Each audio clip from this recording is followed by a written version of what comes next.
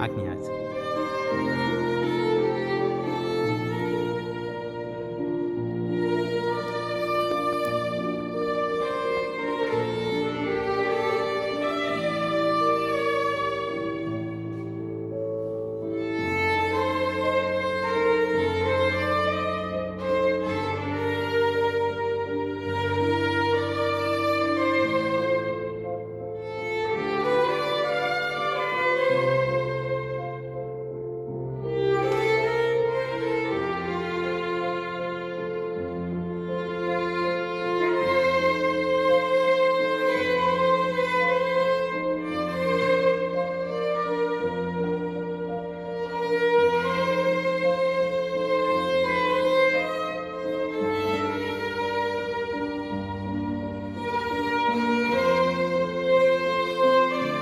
Nee?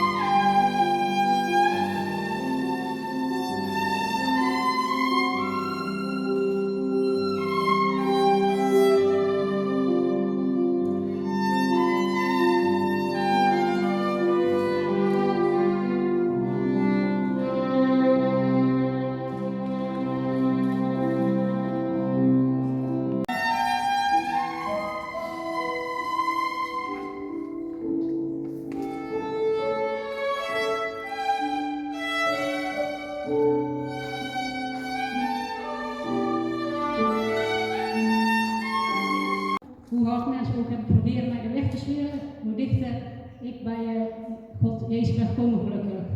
En deze psalm heb ik van mijn vriendin ook gekregen in die periode.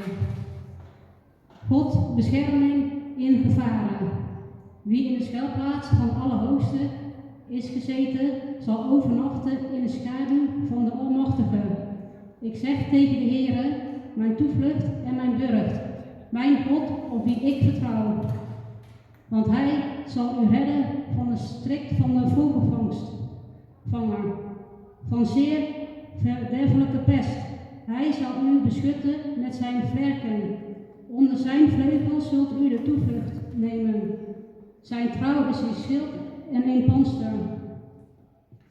U zult niet vrezen voor het beangstigende van de nacht, voor de pijl die overdag aankomt vliegen, voor de pest die in het donker rondgaat, voor het verderf dat midden op de dag verwoest.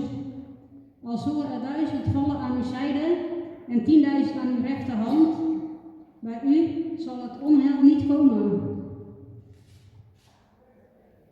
Slechts met uw ogen zult u het aanschouwen. U zult de vergelding aan de goddelozen zien. Want u, Heere, met mijn toevlucht, de Allerhoogste, hebt u tot uw woning gemaakt. Geen onheil zal u overkomen, geen plaag zal u ten naderen. Want hij zal voor u zijn engelen bevel geven, dat zij u bewaren op al uw wegen. Zij zullen op de handen gedragen. Zij zal u op de handen dragen, zodat u uw voet aan geen steen stoot. Of de felle leeuw en de adder zult u trappen. U zult de jonge leeuw en de slang vertrappen, omdat hij liefde voor mij opgevat heeft. Zeg God, zal ik hem bevrijden. Ik zal hem in een veilige vesting zetten, want hij kent mijn naam. Hij zal mij aanroepen en ik zal hem verhoren. In de benauwdheid zal ik bij hem zijn. Ik zal hem eruit helpen en hem verheerlijken. Ik zal hem met de lengte van dagen verzadigen. Ik zal hem mijn heil doen zien. Mooi.